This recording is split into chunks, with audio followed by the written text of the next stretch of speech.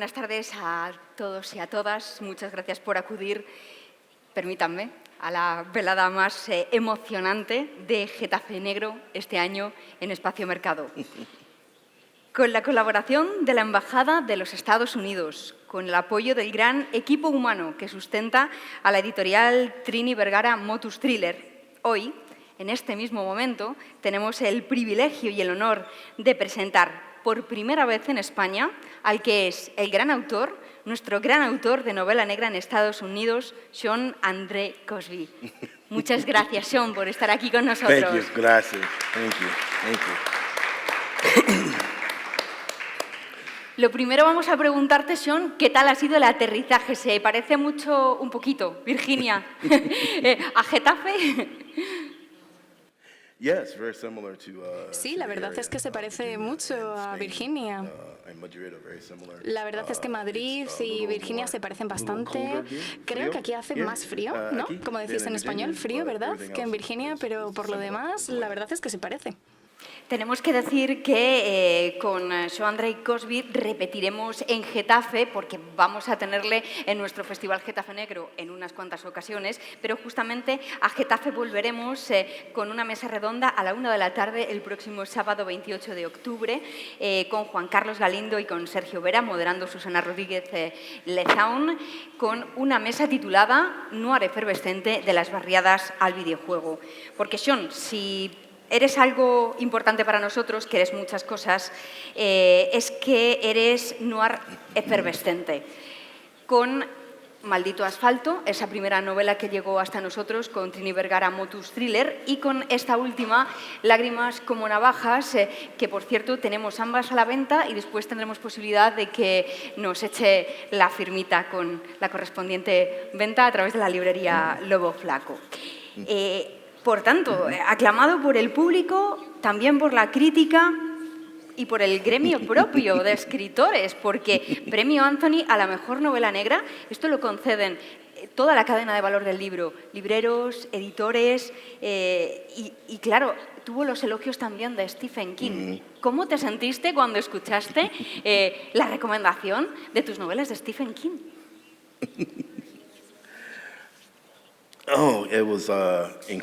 Bueno, la verdad que fue increíble. Me encantó. De hecho, ni siquiera podía creérmelo, porque la verdad es que soy fan de Stephen King desde hace muchísimos años. Me encantan sus novelas. Así que, bueno, eres prácticamente un sueño. Es el mismo sueño que tenemos nosotros aquí hoy. Tenemos la sonrisa puesta desde que le hemos visto aparecer a Sean por la puerta. No nos hemos cansado de recomendar Lágrimas como navajas. Para nosotros, Sean Andre Cosby está escribiendo la novela negra del siglo XXI. Es muy claro el ejemplo porque con leer el argumento vamos a entenderlo perfectamente. Un padre negro, un padre blanco, dos hijos homosexuales casados. Esa homosexualidad nunca ha sido aceptada por los padres y los dos son asesinados. Y cuando ambos padres, que son ex-convictos, uno medianamente reinsertado, otro muy poco reinsertado en la sociedad, descubren que por los canales oficiales la cosa va muy lenta, deciden ir por su cuenta en busca de la justicia. Directamente arrancamos en el funeral de esos dos hombres casados, esos dos padres, esas familias rotas y esas divergencias y esas heridas todavía sangrando. Vas directo al conflicto. ¿Crees que es una de las claves de tu éxito con los lectores? Que ese tono directo, sin rodeos. Yeah, I think so. Sí, la verdad que sí. Yo creo que hablar de algo que es tan importante, algo que es devastador para los personajes, es importante, y enseñarle justo a eso al lector en el primer momento, pueden entender realmente lo que está ahí fuera y lo que se están jugando los personajes, y así entender quiénes son esos dos hombres que no han aceptado a sus hijos por su homosexualidad. Han sido grandes padres, ¿no? Y darse cuenta realmente de cómo es entender la muerte de sus hijos y darse cuenta de lo que es importante y de lo que no, porque independientemente de lo que hagan, ya es demasiado tarde, no pueden recuperar la relación con sus hijos, así que es importante entender realmente que esa relación no se va a poder recuperar. Así que lo que están haciendo ahora es buscar esa redención por ellos mismos. No pueden hacer nada que puedan devolverle a sus hijos, pero justamente por haber vivido esa violencia, esa forma de explicar su dolor, es al final, bueno, intentar buscar esa venganza, ¿no? De hacer pagar a aquellos que les han arrebatado las vidas a sus hijos. Y esa es la única forma que tienen esos hombres de comunicarse.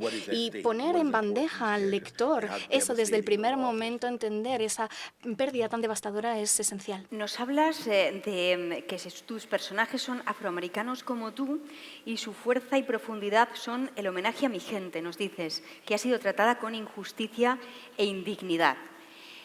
Fíjate, aquí te voy a contar algo casi personal. Yo soy de Getafe, residente en Getafe, educada en Getafe. Hay toda una generación que hemos sido educados en colegios públicos, en institutos públicos, y que hemos asumido de una manera muy natural el no a la violencia, no al racismo y no a la guerra. Y como lectores, y esto he tenido oportunidad de comentarlo con mis colegas, nos hiere muchísimo la lectura de esa intolerancia racial que nos cuentas, de esa intolerancia de género que tú narras aquí. Es una realidad lejana que nos has acercado y de alguna manera nos despierta. Es una realidad tan vigente, Sean. Y discúlpame, lo naif a lo mejor de la pregunta, claro. Oh, yeah, no, I agree. I think, Sí, estoy completamente de acuerdo, sobre todo en Estados Unidos. El racismo forma parte al final de Estados Unidos, un país que, bueno, fue fundado por la erradicación al final de los indígenas, ¿no? Y que ha ido creciendo en función de la esclavitud. Y bueno, es verdad que ha cambiado la situación, se ha mejorado, pero está entrelazado de manera intrínseca con la historia de Estados Unidos. Hay gente que cree, bueno, ya no es un problema muy acuciante, ¿no? Pero yo como afroamericano digo que siempre va a ser un problema. Y nunca va a llegar un momento en el que en Estados Unidos yo no sea consciente de que realmente soy afroamericano, ¿no? Porque hay personas que se lo toman como algo negativo. Entonces, esos sentimientos, esas ideas, no quiero plasmarlas de una manera condescendiente. O quizá de una manera en la que, bueno, doy lecciones. No, lo que quiero es realmente liberar esas emociones de una forma que la gente pueda entenderla y que la gente entienda con empatía por lo que yo estoy pasando. Para mí, el racismo no es lo único de lo que quiero hablar. Para mí es fundamental, es una parte fundamental de lo que hablo. Lo podemos ver, por ejemplo, en Lágrimas como navajas, porque tenemos dos padres, uno negro y uno blanco, que en realidad en un primer momento ni siquiera se caen bien, no se gustan, pero cuando empiezan a conocerse se dan cuenta de todo lo que tienen en común y que proceden de una zona muy parecida, de una generación muy parecida. Por lo tanto, tienen mucho en común y se dan cuenta de ellos. Pero es muy triste que hasta que no llegue la muerte de sus hijos no se sienten a conversar. Aiken Randolph y Buddy Lee Jenkins. Te vamos a decir, ¿cuál es tu favorito?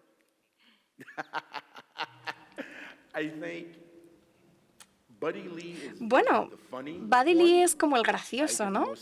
Ay, que es más gracioso. A mí me gustan los dos, debería decir, ¿no? Creo que no puede existir el uno sin el otro. Lo que hacen para vengar a sus hijos lo tienen que hacer de manera conjunta.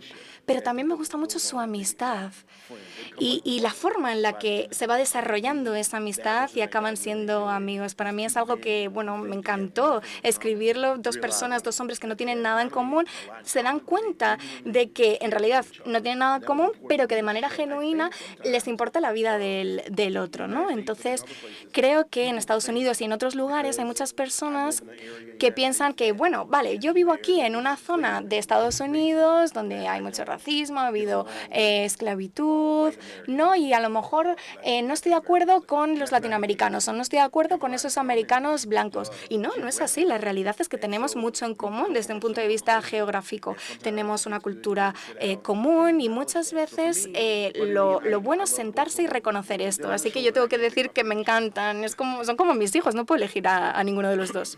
Favorito es Buddy Lee Jenkins. Y tenemos que decir que hay humor, a pesar de toda la tragedia y una historia muy dura, con descripciones de una violencia necesaria, tengo que decirlo, en estas páginas, para entender bien la historia. Hay un pasaje, por ejemplo, título de ejemplo, por si alguien no ha leído la novela, no ha tenido oportunidad. Buddy Lee Jenkins entra en la pastelería donde trabajaba su hijo Derek con Ike Randolph y van a sonsacar información, van a sonsacarla sea como sea. Y en un momento dado dice Buddy Lee, bueno, yo es que he venido aquí a la pastelería, nunca he venido anteriormente porque seguro que avergonzaría a mi hijo pidiendo, por ejemplo, un pastel de una teta. Y claro, Ike se queda como escandalizado, ¿no? Como, pero ¿qué me estás...? Es más serio, ¿no? El otro es como más divertido, es como más tosco, es como más macarra. Porque tenemos dos personajes, uno que está más reinsertado, que es Ike Randolph, otro que, bueno, pues de alguna manera parece que lo tiene más complicado. Llega ahí otro tema importante en la novela, Sean, que es cómo intuimos una tragedia de aquellos que quieren enderezar su vida, pero de alguna manera están condenados por sus orígenes bajos sociales. Sí, desde luego, en Estados Unidos eso es una realidad. Cuando Ike Randolph sale de la cárcel y quiere reintegrarse en la sociedad y empieza a crear su negocio, ¿no? Todavía tiene esa sombra de su pasado y para él es muy complicado salir adelante. Para Buddy Lee nos encontramos que tiene una vida como más dañada y que le es más difícil entrar en la sociedad. Ambos sufren de los errores del pasado, de las decisiones que han tomado en el pasado. Ike es muy serio, muy formal, muy solemne. Buddy Lee intenta utilizar el humor para lidiar con el dolor y con la tristeza. Lo hice de manera intencionada porque el libro es muy oscuro, así que se necesitan momentos de humor que puedan arrojar un poquito de luz, ¿no?, sobre la novela, pero también porque quería mostrar la forma en que la gente al final procesa el trauma. Para Buddy Lee, el humor es la forma de procesar su trauma. Incluso cuando tiene que enfrentarse a la muerte, incluso en esos momentos va haciendo bromas. Ike, sin embargo, es una persona que al final se deja las cosas más dentro y quería enseñar lo que hacían, que lo que hicieron en un pasado les sigue atormentando en el presente. Para mí, la novela es una forma de ver esos errores del pasado, esas decisiones en el pasado, la relación con sus hijos. Para mí es una historia emocionante y ver cómo crecen esos dos hombres que no eran muy buenos y que a lo mejor en un futuro se van convirtiendo poco a poco en mejores hombres. Hay otro prejuicio, tal vez secundario, que es el tema de la vejez, ¿no? Estos son dos viejos que al final parece que no pintan nada, ¿no?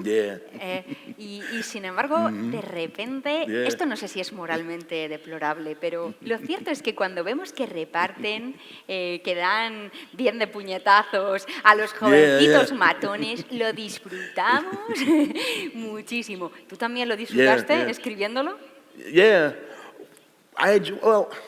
I enjoy writing it. Bueno, yo lo disfruté, la verdad, porque los malos se lo merecían, ¿no? Y porque en realidad son dos viejos, efectivamente. Y parte de la idea del libro vino de una conversación que tuve con un amigo mío. Tenía un amigo que lo que hacía era, bueno, nosotros íbamos a levantar pesas y levantar mucho peso, ¿no? Peso incluso que antes a lo mejor no éramos capaces de levantar, y este amigo me decía, bueno, la verdad es que es más mayor que yo, ¿no? Y me decía, claro, creo que aquí en Estados Unidos, sobre todo, tenemos como muchos prejuicios, ¿no? Y muchas veces la gente piensa que simplemente por ser mayores no servimos para nada. Así que quería utilizar la historia de Buddy Lee para demostrarlo, ¿no? Demostrar que no es verdad y que son hombres que pueden seguir siendo parte de la sociedad. hombres que pueden seguir buscando esa venganza por sus hijos, vengar a sus pipos, y no son solo mayores ni viejos. Quería hablar de eso porque no creo que haya muchas personas o que se haya tratado mucho este tema. Normalmente el héroe es alguien joven, incluso guapo, él o ella, ¿no? Que puede incluso que esté en sus, bueno, que tenga 20 años, 30 años y que tenga mucho tiempo por delante para contribuir a la sociedad. Pero para mí escribir esta novela y escribir ese equilibrio, bueno, yo lo disfruté, ¿no? Demostrar realmente lo que pueden hacer esos personajes. Muchas veces leemos novelas policíacas, novelas negras, en las que a lo mejor, yo qué sé, el personaje principal recibe un golpe en la cabeza y al día siguiente está perfectamente, pero no, yo lo que quería demostrar con mi novela es que todo tiene sus consecuencias, ¿no? Y cómo, bueno, si al final van y dan una paliza, pues que luego hay consecuencias y cómo lo viven. Así que quería encontrar ese equilibrio. Fíjate, por ejemplo, se me ocurre, elogiando, como vamos a elogiar la plasticidad de tu narración, a veces Ike nos recuerda un poco al personaje en cómic de Hulk, la masa con esos cabreos siderales que coge de repente y comienza a temblar. No sé si has tenido algún referente así, porque a veces nos recuerda un poco al universo cómic. Yeah. Yeah, I think, I think as a young man, Sí, claro. when I would have an altercation, I used to, when I was little, when I was a little boy, Cuando era joven, cuando era pequeño, a cantina, a bar. bueno, pues estaba a lo mejor, Sneak out and go into the bar, very young. no sé, cuando era muy pequeña a lo mejor iba a los bares, ¿no? Así un poco a hurtadillas, simplemente para ver cómo la gente, bueno, reaccionaba cuando estaba enfadada, cuando, no sé, tenía estas reacciones así un poco más violentas, ¿no? Porque para mí todo tipo de violencia o ese momento de angustia y de realmente de enfado es una forma de expresión del dolor, ¿no? Y yo veía, pues, por ejemplo, que al final acababan peleándose, pero en realidad no estaban enfrentados el uno con el otro o estaban enfadados entre ellos, sino que a lo mejor estaban enfadados porque no estaban contentos con su trabajo o con su vida o habían tenido problemas con su familia. Y eso yo lo mantuve en mi mente, ¿no? Y lo mantengo en mi mente siempre que quiero escribir sobre mis personajes y empiezo a ver cómo pueden sacar su dolor y cómo se encuentra un equilibrio en ese enfado, ¿no? Porque se expresa de manera física, pero se trata más de lo que tenemos en la cabeza. Así que cuando escribo, desde luego, intento que mis personajes muestren toda la experiencia de este proceso, porque no veo a mis personajes simplemente como, no sé, algo plano, ¿no? Sino que quiero realmente ensalzar ese dolor por el que por el que pasan los seres humanos. Fíjate que iba a hablar de pasajes de violencia y casi se me escapa secuencias de violencia, porque es una novela de la que creo que al lector le llegan muy fácil imágenes casi cinematográficas. A ver esto, con todo el respeto, pero a mí me han llegado a recordar estos dos personajes a Terence Hill y Bud Spencer en algún momento. ¿Te lo ha dicho alguien? Yeah, I've heard that before. It's similar. Sí, lo he leído, la verdad. Steven Spencer escribe de una manera bastante, no sé, parecida, ¿no? Me encantan las películas, de hecho, así que cuando escribo me gusta realmente que los lectores vean las imágenes en su cabeza, ¿no? Quiero sentir que hay una historia detrás, así casi cinematográfica. Para mí la violencia es solo una parte de la novela, ¿no? Otra parte importante es esa conversación entre Ike y Buddy. For Buddy Lee and Ike, the violence is one way. Para ellos, la violencia es una forma de expresión de ese dolor por la pérdida de sus hijos, cuando hablan, cuando están conduciendo juntos, que hablan de sus sentimientos. Al principio es muy complicado para ellos, pero según avanza la novela, con el transcurso de la novela se van ayudando y van teniendo conversaciones más profundas. Y de eso se trata, la violencia, la acción. It's like the honey. Es como la miel, ¿no? Es algo dulce que, bueno, nos metemos para el cuerpo, pero por otro lado tenemos esas ideas de masculinidad, de body, las ideas de homofobia. Al final es como la medicina, entonces hay que meter a los lectores también en estas imágenes. Al principio están asustados de interactuar con ellos, ¿no? Pero para mí los dos personajes reconocen al final qué es lo que han hecho mal y cambian. Justo aquí quería mencionar algo que es algo para mí muy importante, que es esta búsqueda, ¿no?, de venganza, que es una forma de redimirse. Ambos se dan cuenta de que no han sido buenos padres y de que no han estado ahí para sus hijos. Pero sus hijos están muertos, así que esta redención de Derek y de Isaiah, al final, no se trata tanto de la muerte de ellos, sino de la redención. No, la redención es algo que tienes que hacer por ti solo, no algo que te dan los demás. No buscamos redención por otra persona, ¿no? No necesitamos que alguien nos perdone, sino que lo que tenemos que entender es que necesitamos perdonarnos a nosotros mismos. ¿Cuántas veces en las películas, en los libros, vemos a muchos personajes que intentan obtener esa redención y dicen, ay, sí, ahora estoy contentísimo y genial, te perdono? No, eso no es la redención real. La redención real es reconocer que hemos hecho algo mal e intentar hacerlo mejor, pero no tenemos que no sé, tener esa necesidad del perdón de los demás. La gente al final pide perdón simplemente porque quieren oír eso de, vale, no pasa nada porque me hayas hecho daño. Esta es una parte muy importante que quería mostrar con los personajes de Buddy y de Ike, esa búsqueda de ser mejores, porque, bueno, al final sus hijos nunca van a ver que se han convertido en mejores personas. Así que espero haberlo conseguido. No han sido buenos padres, pero todavía pueden ser buenos abuelos. Es una novela que quieres abrir claramente a la esperanza. Sí, desde luego que sí. Para aquellos que ya lo hayan leído, podrán ver que al final la novela acaba, bueno, eso, en la esperanza, ¿no? Y que quieren acabar siendo mejores personas, no han podido ser mejores padres, pero sí pueden ser mejores abuelos, ahora tienen una mente más abierta. Antes a lo mejor no eran majos o no habrían mostrado respeto, pero en el transcurso de la novela nos damos cuenta de que el amor es amor. Y se dan cuenta de que, bueno, la novela te enseña cómo esos hombres se ven a sí mismos, ¿no? De cómo nos vemos nosotros mismos a lo mejor de pequeños y luego de mayores y decir, no, tengo que demostrar que soy un hombre, tengo que proteger mi masculinidad. Pero como adulto nos damos cuenta de que es una forma de pensar muy tóxica. Tenemos que estar en paz con nosotros mismos, ser lo que somos y respetar a los demás. Así que creo que al final del libro, tanto Ike como Buddy llegan a esta conclusión y termina de una manera muy esperanzadora. Además, lanzas unos mensajes muy claros. Lo que importa es el amor.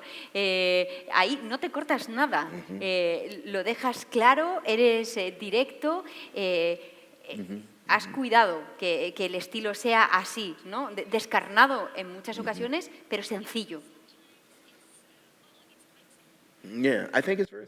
Sí, creo que es bastante sencillo.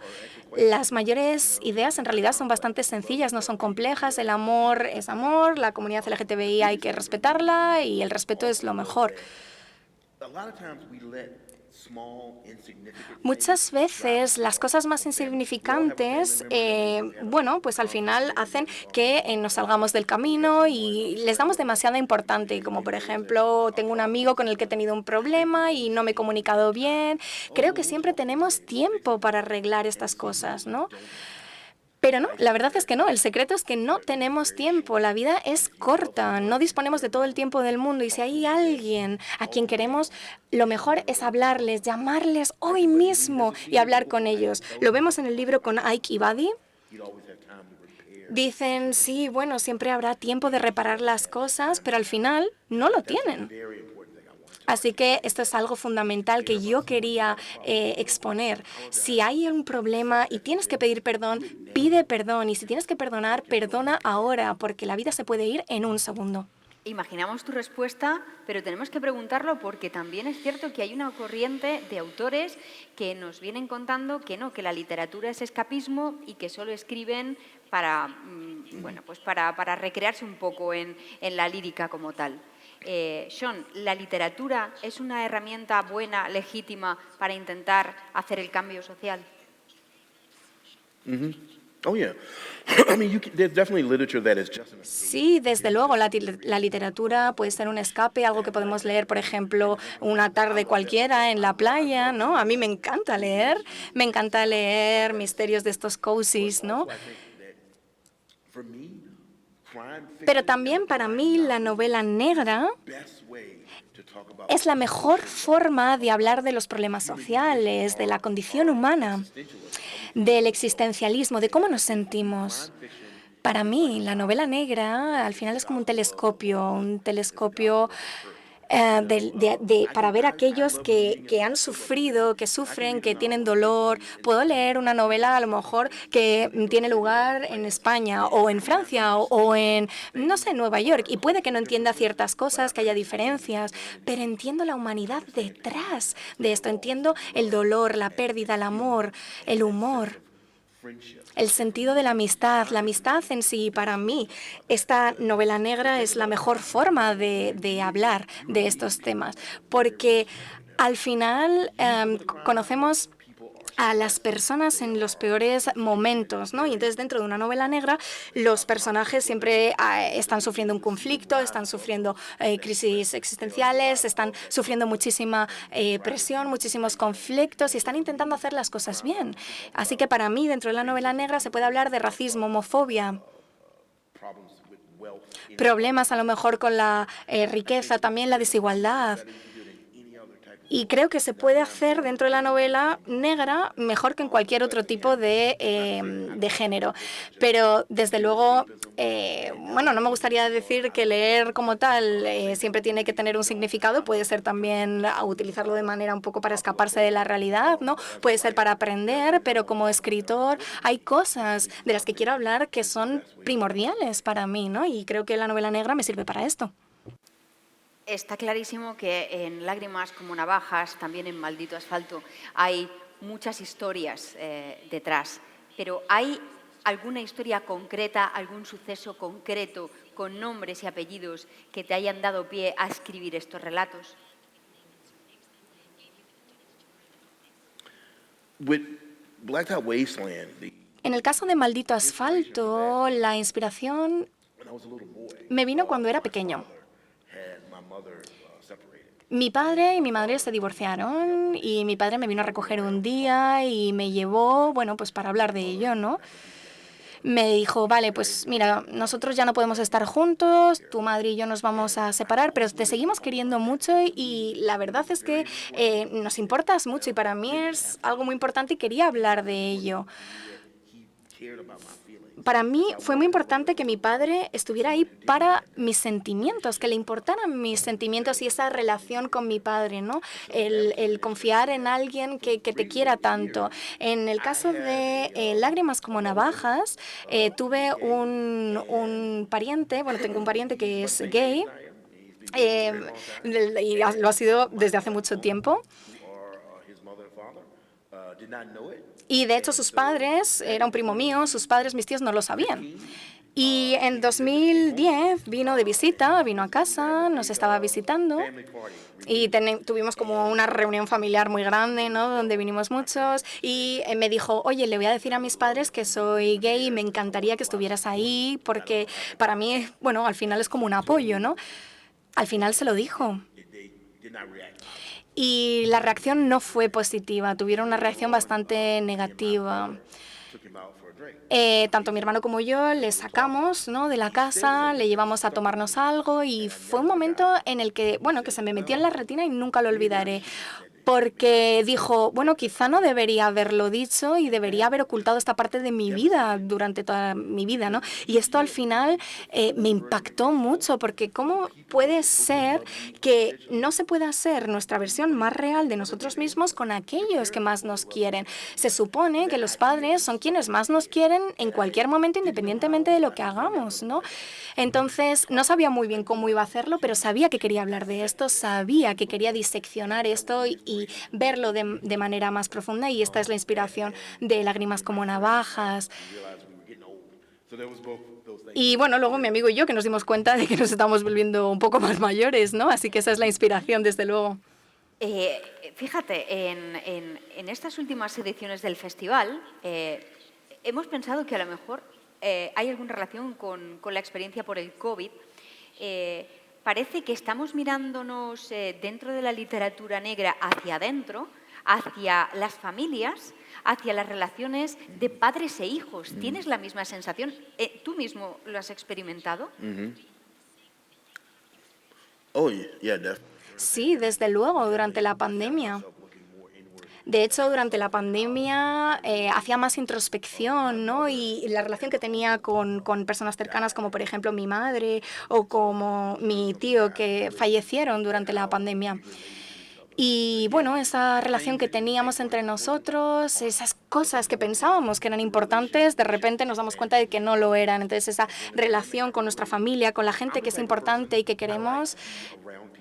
Bueno, a mí me gusta ser muy sociable, me encanta hablar con la gente, me encanta estar con todo el mundo, y la verdad es que la pandemia supuso mucha depresión, mucha tristeza, porque no podía hacer esto. Echaba de menos a mis seres queridos y aquellas personas a las que quiero, mi familia, mis amigos, mi mujer.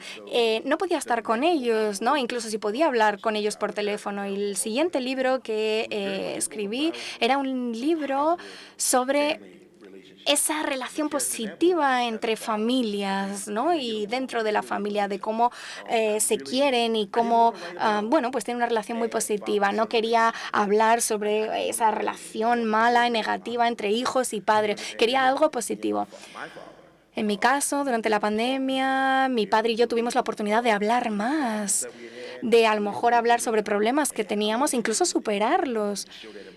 Y quería reflejar esto en mi trabajo, porque realmente me dio una oportunidad de pensar en lo que era realmente importante, no solo como escritor, sino como persona, de lo que me importa.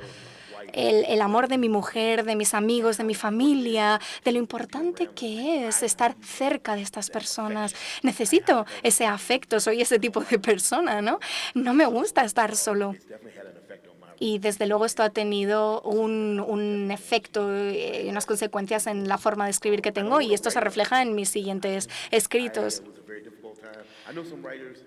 Conozco a algunos escritores que tienen que escribir sobre lo que les ha pasado en ese momento de la pandemia, ¿no? Pero bueno, yo ya no tengo que hablar sobre esto. Desde luego sí que me dio pie a pensar más y a reflexionar sobre las relaciones que he tenido, pero no a escribir. Dicen que se escribe por amor o por dolor. ¿Por qué escribe Sean Andre Cosby? Esa era la difícil. Yeah. I think I write because I feel like. Sí, creo que escribo porque es lo que tengo que hacer. Cuando era pequeño, la primera historia que escribí... Bueno, a ver, cuando yo era pequeña, mi madre me leía cuentos, ¿no? Antes de dormir. Y yo me quejaba porque no me gustaba el final, porque decía, uy, qué final más tonto, ¿no? Por ejemplo, si me leían la historia de los tres cerditos, al final, la historia de los tres cerditos donde tienen que hacer diferentes casas de diferentes materiales, ¿no? Y recuerdo que mi madre, cuando era pequeño, me decía, vale, pero ¿y por qué no construir una casa que esté hecha de ladrillo ya desde el primer momento, ¿no? Así que, bueno, esa primera historia que escribí era una historia bastante mala, debo decir. Lo escribí cuando tenía 7 años y se lo dejé leer a mi madre. Y, bueno, nunca olvidaré la mirada en su cara, porque decía, wow, madre mía, algo que yo he creado la ha hecho feliz. Y eso es realmente lo que busco cada vez que escribo. Me encanta que la gente diga que le gustan mis libros. Escribo por el amor, sí, vale. Bueno, el amor y el dolor en realidad son las dos caras de una misma moneda, ¿no? expressed in a different way. Es una forma diferente de expresar el amor. Para mí el dolor es el precio que pagamos por el dolor es el precio que pagamos por el amor.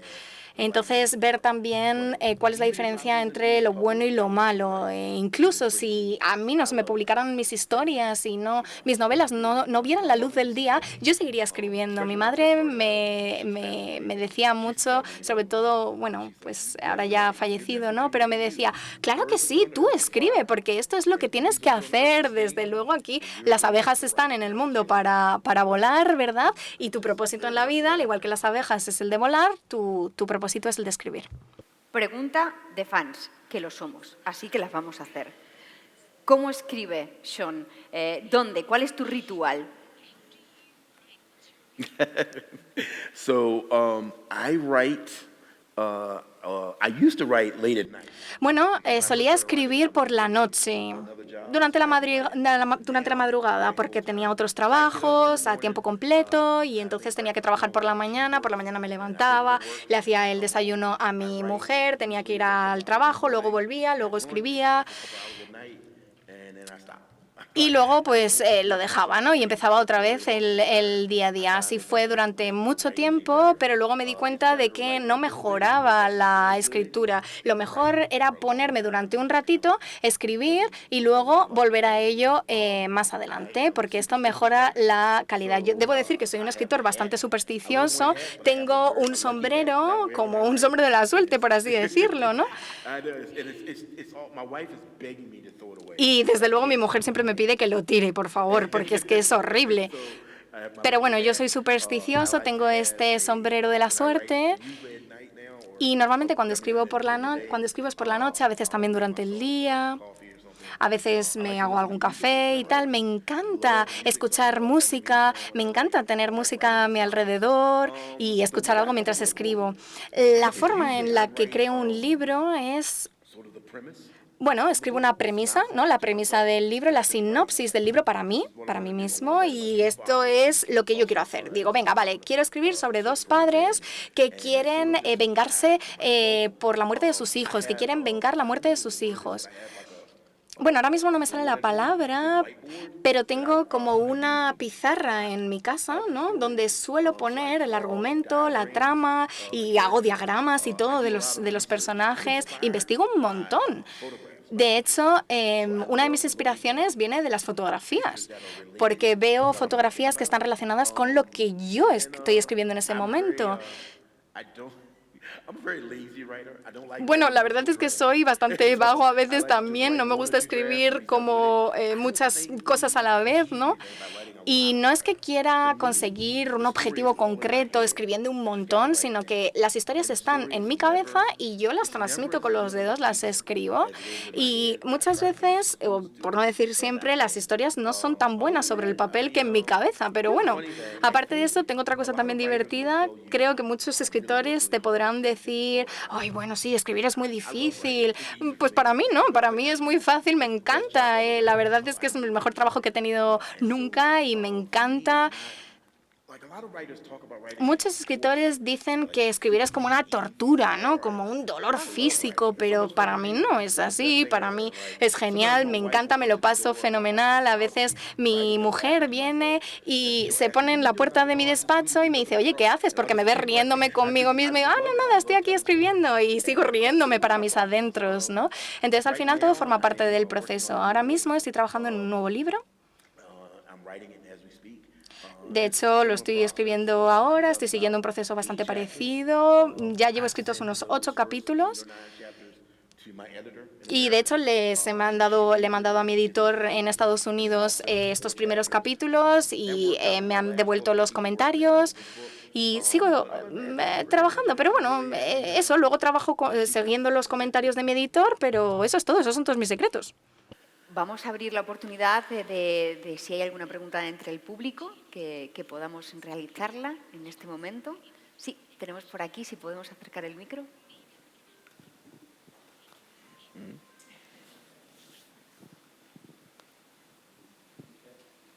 Ay. ¿Cuál es el momento que Hola. te... Hola, buenas tardes. ¿Cuál es el momento que te lleva a decidir escribir una novela? ¿Qué momento es el que te ha llevado a decir, esto lo tengo que poner por escrito? Gracias. Yeah, so if I have an idea, Sí, bueno, si tengo una idea, si estoy viendo las noticias, a veces también, por ejemplo, veo, yo qué sé, pues una serie o tengo una conversación con un amigo. Ahí es donde empiezan mis ideas, ¿no? Y cuando empiezo a escribir, si siento que, bueno, puedo sacar partido de eso, que el personaje tiene mucho más que decir, entonces a lo mejor llego hasta el final del libro. but it just didn't click. It just Entonces, lo que necesito es ver ese clic, si realmente funciona, si no, si yo estoy conectado con el personaje o no. Pero normalmente la idea viene de mí y, bueno, del personaje, ¿no? Primero me viene el personaje a la mente y después ya el argumento. Quiero escribir sobre dos padres. Quiero hablar sobre un afroamericano negro, un padre, y luego también un padre blanco. Y quiero hablar a lo mejor también de un conductor que al final lo que hace es conducir los coches, los vehículos, cuando hay un robo. Porque lo primero es entender al personaje y realmente que te importa el personaje, porque si a ti no te importa tu personaje, pues a lo mejor a tu audiencia tampoco. Y desde luego podemos sacar muchísimos argumentos y muchísimas tramas, pero lo que necesitamos son los personajes.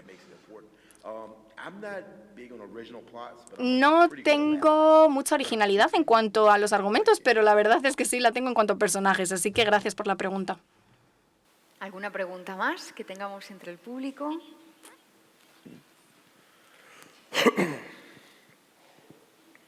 Gracias. Hola, has dicho que tus personajes son violentos, pero que son buenas personas. Quería saber si tú crees que una persona violenta puede ser buena persona, si la violencia puede ser artística y si todos los seres humanos somos violentos. Gracias. I don't think my characters are good people. No creo que mis personajes sean buenas personas, creo que son malas personas que hacen buenas cosas, ¿no? Y creo que esto es una diferencia que hay que tener clara. Por ejemplo, en Maldito Asfalto, el personaje principal, Buck, es una persona muy violenta, pero adora a su mujer, adora a sus hijos, es leal con sus amigos, pero no es una buena persona. Y he tenido una discusión, un debate con un lector durante una firma de libros en el que me dijo, me encanta Buck, es mi personaje favorito, es una persona maravillosa. Y yo le dije, perdona, pero es que mata a un montón de personas en el libro. No es una buena persona, es una mala persona haciendo cosas buenas.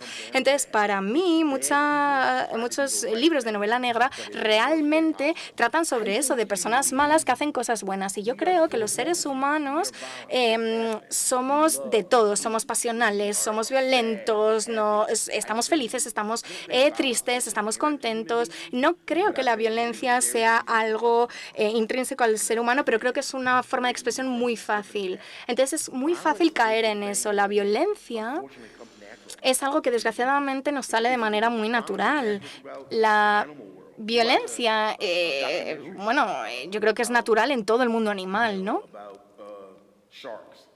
Por ejemplo, si hablamos de tiburones.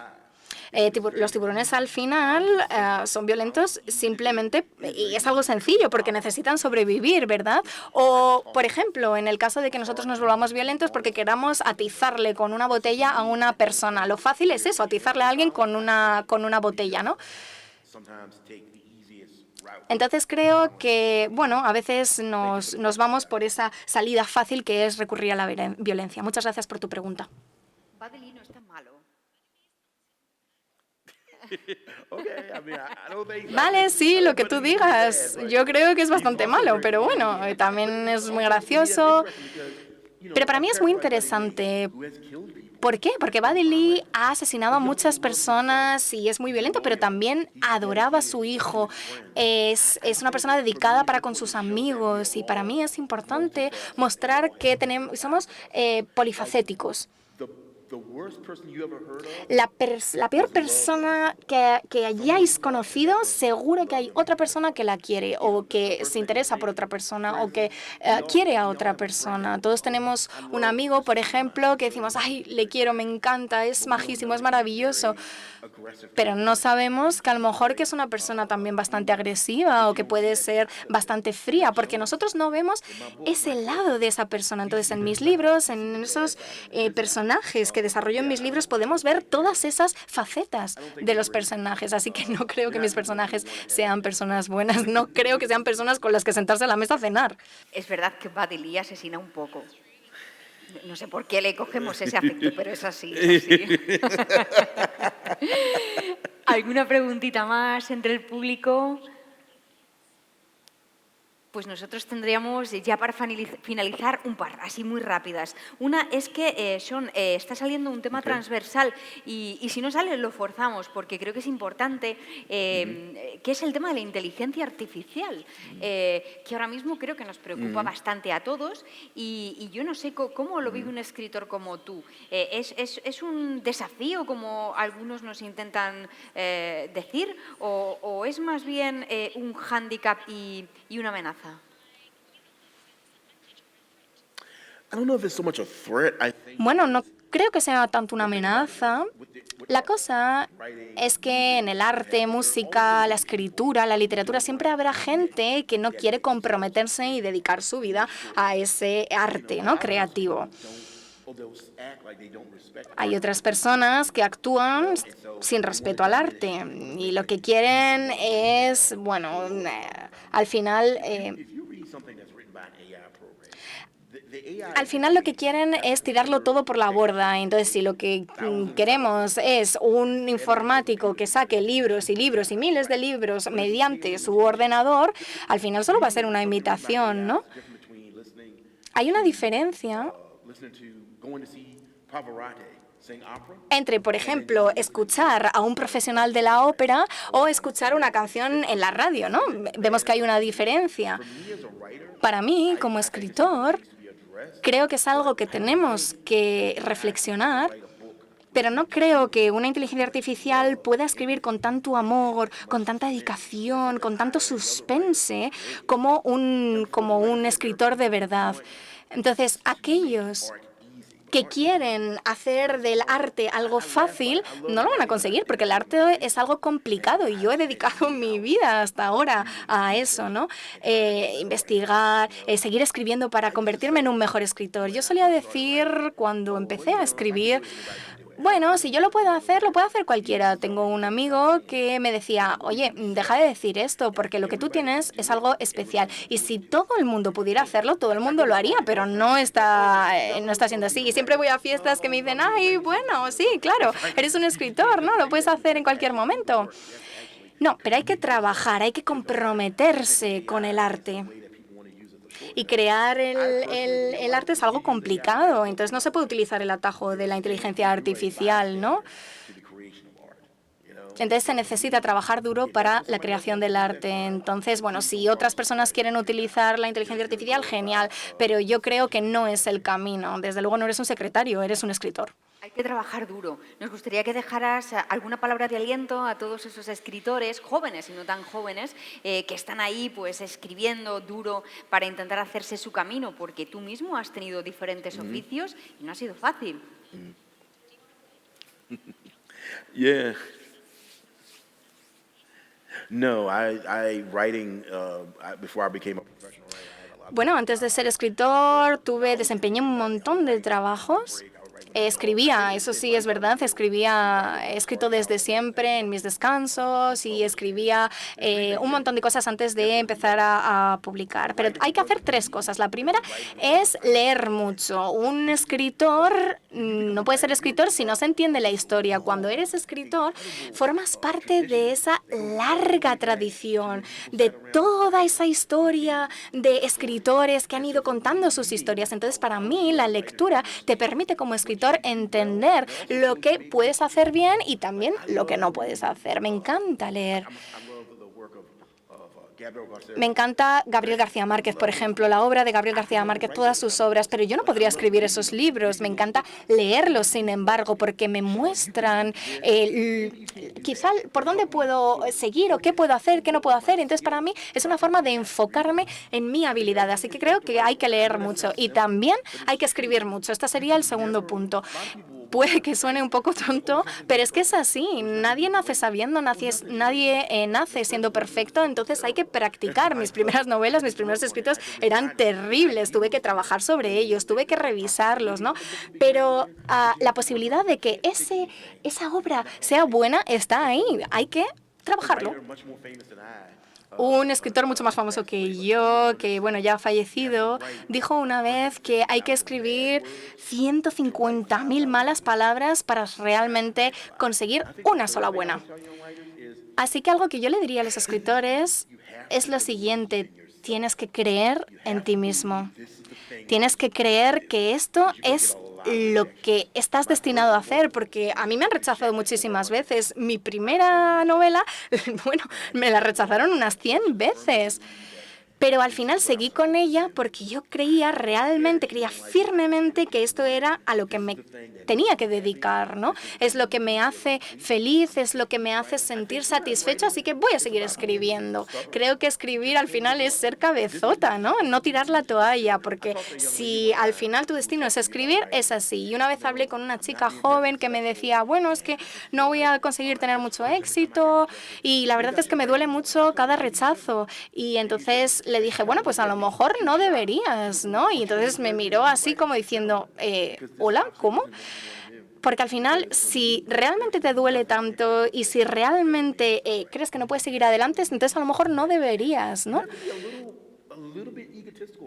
Tienes que tener al final, bueno, pues esa idea, ese sentimiento de que quieres seguir adelante. Hay un escritor en Estados Unidos del que soy muy fan que dice que todo el mundo tiene una historia que solo tú puedes escribir. Nadie más puede escribir la historia como tú lo haces. Entonces eso es lo que yo quiero transmitir para todos esos escritores ahí fuera que me estáis viendo desde el público. Hay una historia que solo vosotros podéis contar, que solo vosotros podéis transmitir, y si no lo hacéis no vais a ser felices, ¿no? Si queréis ser escritores y compartir historias, desde luego tenéis que hacerlo. Yo no sabía que iba a tener éxito, nunca pensé que escribiría un libro que me llevaría hasta aquí, hasta España, y que estaría aquí hablando de ello, pero sabía que quería decir algo, sabía que tenía algo que decir, sabía que quería escribir, y hay que creer en eso incluso cuando nadie más cree en ello.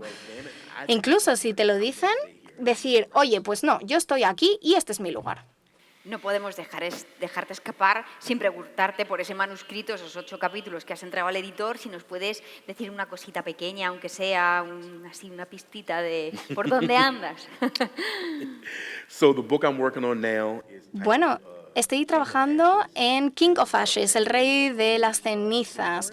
Es, bueno, una familia que lleva un crematorio. Es un padre, un hijo, una hija. Tenemos el hijo, son 3, ¿no? Tenemos el hijo mayor, el hijo del medio y una niña. Y entonces, bueno, pues el padre sufre un accidente y acaba inconsciente. Y cuando despierta se da cuenta de que, bueno, resulta que el hermano mayor pues ha acabado involucrado con unos mafiosos a los que les debe dinero. Pero el libro también trata de estos hermanos cuando son pequeños, que su madre desaparece y que no la han visto en 20 años. Y todo el mundo en la ciudad en la que viven piensan que fue el padre el que la mató. Entonces, esa parte de sombra, ¿no?, que se cierne sobre ellos. Entonces, es una novela negra, es una novela donde se habla de esa relación entre hermanos, de sacar a los hermanos del meollo y del embrollo, pero también de cómo introducimos esa moral en la familia, ¿no? Y de cómo introducimos esos papeles dentro de la familia, de tú eres el que tiene que trabajar, tú eres el que tiene que sacar a la familia adelante, ¿no? Entonces, para mí, esta es una historia que quiero contar de cómo los diferentes miembros de la familia interactúan los unos con los otros en medio de una tragedia. principio. There's a lot of violence. Así que, bueno, hay muchísima violencia. Hay una escena, de hecho, donde a una persona se la interroga para sacarle información y tiene, bueno, las piernas destrozadas. Y de hecho, incluso los malos sueltan a los perros para que le coman, ¿no? Entonces, creo que también he condensado mucha emoción en el libro. Así que, bueno, se trata un poquito de eso. Está claro que tendrá que volver para contarnos esta novela, ¿eh? Y para hablarnos de esos perros que comen piernas. Sean, tenemos que dejarte ir. Estarás todavía por aquí con nosotros mucho tiempo. Te vamos a disfrutar. A Getafe vuelves el próximo sábado en concreto. Esperamos que disfrutes muchísimo tu paso por España, por nuestra ciudad de Getafe. Y la buena noticia que te vas a llevar ya de momento para tu esposa es que el sombrero de la suerte lo puedes cambiar por el cuervo de la suerte. Así que de momento la cosa arrancó bien. Muchísimas gracias. Thank you, thank you. Gracias, gracias, gracias. Thank you.